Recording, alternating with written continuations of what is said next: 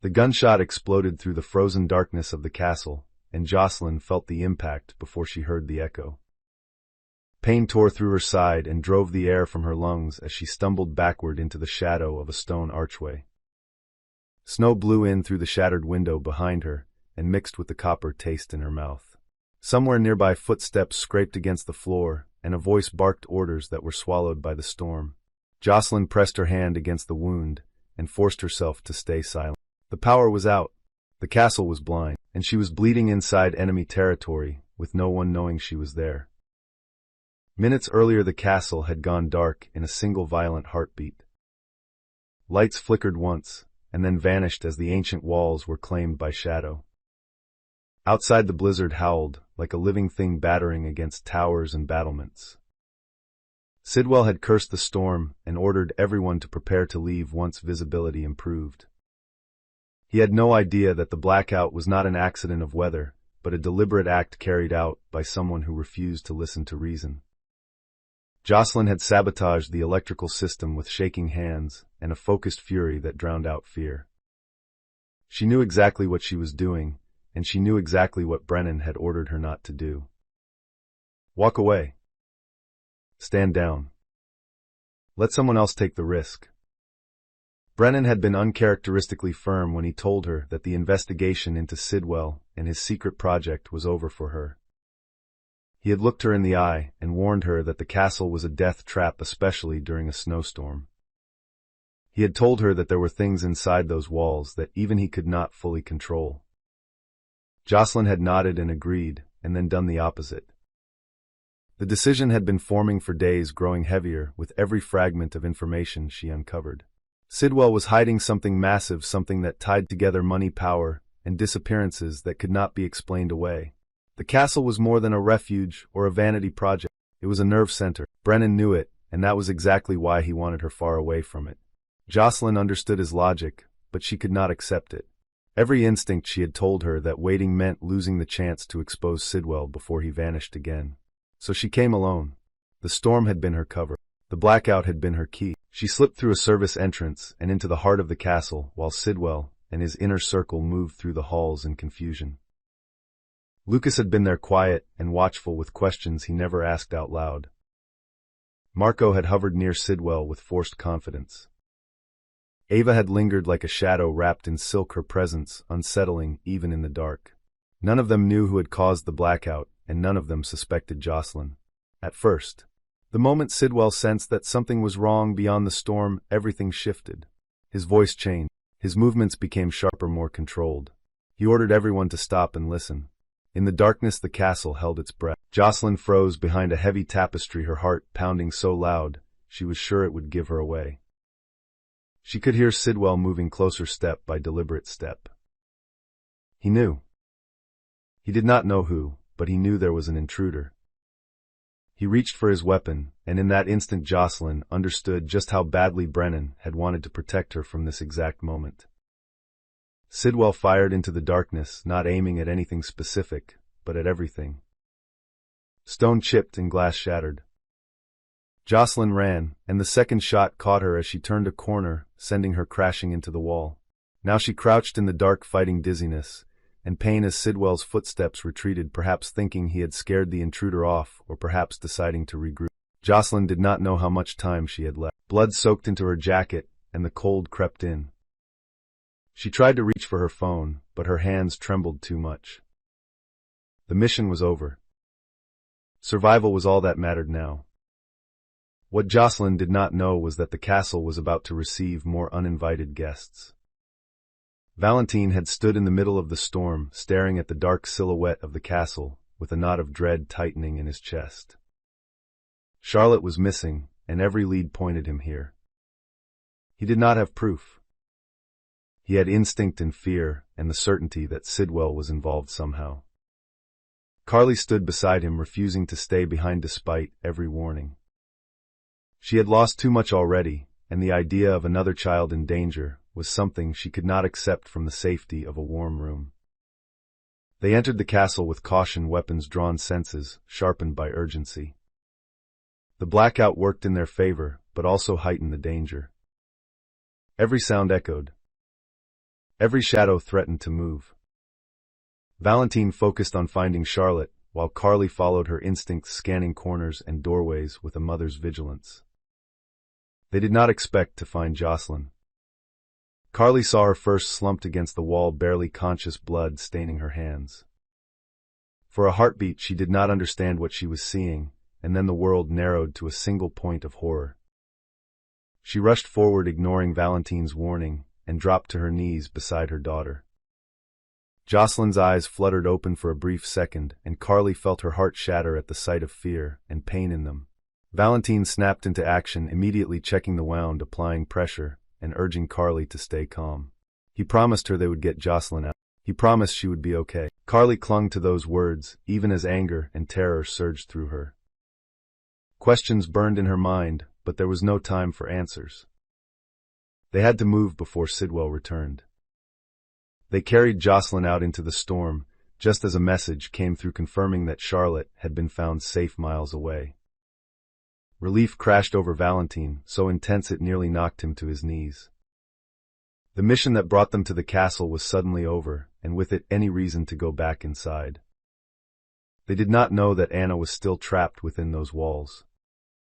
They did not know how close they had come to uncovering something far darker than they imagined. All Carly knew was that her daughter was bleeding and unconscious in her arms. The hospital lights were blinding after the darkness of the castle. Josslyn was rushed into surgery, and Carly paced the waiting room, replaying every second in her mind. Valentine stayed nearby, a steady presence, offering quiet reassurance. When the doctor finally came out and said Josslyn would survive, Carly broke down in sobs of relief that left her shaking. Relief quickly turned into fury. Carly demanded answers, and when she learned that Josslyn had been involved with the WSB through Brennan, something inside her snapped. She did not know the full truth. She did not know that Josslyn had disobeyed direct orders. All she saw was a man who had pulled her daughter into a dangerous world and nearly gotten her killed. Her anger found its target. By the time Brennan heard that Josslyn was in the hospital, Carly was already on her way to confront him. He braced himself for the impact because he knew this day might come. He had tried to keep Josslyn safe. He had tried to push her away from the most dangerous parts of the investigation. None of that mattered now. Carly accused him of manipulating Josslyn, of exploiting her sense of justice, of putting her in harm's way for the sake of a mission. Brennan absorbed every word, knowing that defending himself would only make things worse. He did not reveal that he had ordered Josslyn to stay away. He did not tell Carly that her daughter had chosen this path with clear eyes and stubborn resolve. The truth would come later, and when it did, it would change everything. For now the storm raged on outside the hospital, and inside the walls tensions continued to build. Sidwell was not finished. The secrets inside the castle were still buried. Anna was still missing, and Josslyn lay unconscious at the center of a conflict that was only beginning to reveal its true cost. The hours after the surgery passed slowly, as if time itself had thickened around the hospital walls. Machines hummed softly and footsteps echoed down sterile corridors while Carly sat at Josslyn's bedside, watching the rise and fall of her chest. Every breath felt like a fragile promise. The doctors had said the bullet had missed vital organs by inches, and that Josslyn was strong, but Carly knew strength did not make someone invincible. She brushed her daughter's hair back again and again, as if the simple motion could keep her tethered to the world. Valentine stood near the door, giving Carly space, yet never leaving entirely. He understood this kind of fear, the helpless waiting, the way guilt crept in even when logic said there was nothing more that could be done. He had come to the castle looking for his own child, and had nearly lost someone else's. The thought weighed heavily on him. When Josslyn finally stirred, it felt like a small miracle. Her eyes opened slowly, unfocused at first, and then sharpening as she became aware of the pain and the unfamiliar room. Carly leaned forward, instantly calling her name, her voice breaking with relief. Josslyn tried to speak, but her throat was dry and her body felt like it was made of lead. Still, she managed a faint smile when she recognized her mother. Carly laughed and cried at the same time, telling her to save her strength, that everything was okay now. Josslyn's gaze drifted to Valentine, and understanding flickered there. She remembered the castle, the darkness, the gunshot. Her fingers twitched, as if reaching for something she could not quite grasp. As the fog of medication lifted, reality settled in, and with it the weight of what she had done. Josslyn knew questions were coming, and she did not know how to answer them without igniting the very explosion she had tried to avoid. She closed her eyes again, letting exhaustion claim her before the moment could stretch any further. Brennan arrived later that night. He paused outside the room, gathering himself before stepping inside. Seeing Josslyn pale and bruised nearly undid him. He had trained himself to remain calm in crises, but this was different. This was personal. He had failed to protect someone who mattered deeply to him, even if he had tried to do everything right. Carly turned the moment she saw him, and the temperature in the room dropped.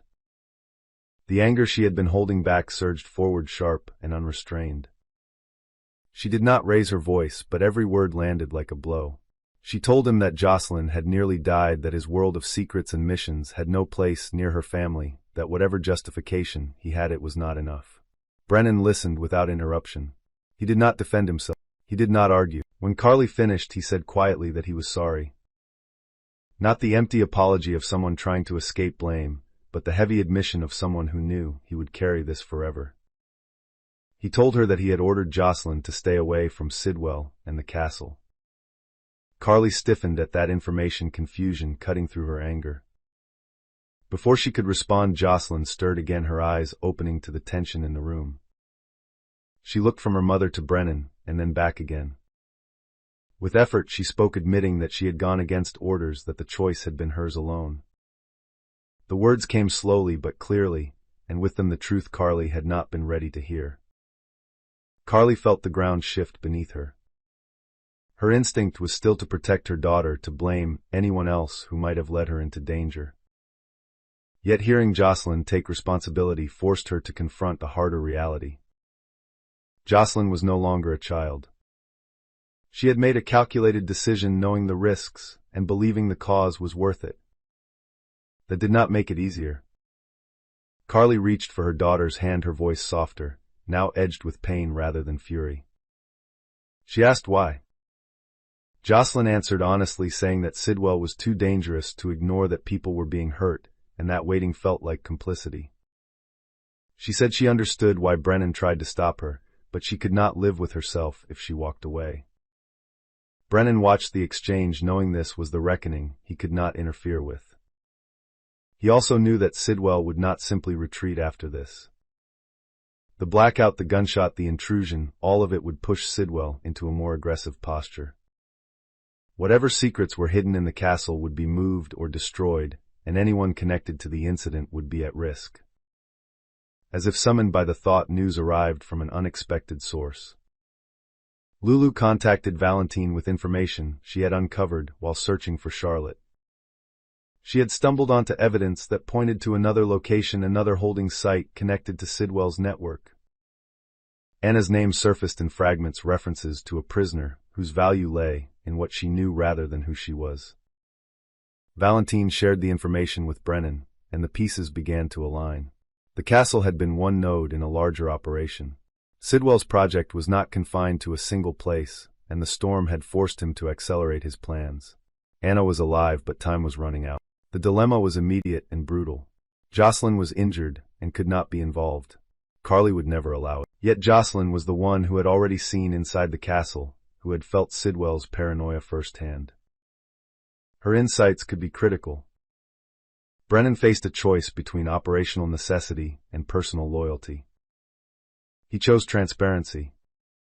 Brennan returned to Josslyn's bedside and told her everything he knew about Anna and the larger scope of Sidwell's operation. He did not ask her to help. He simply gave her the truth.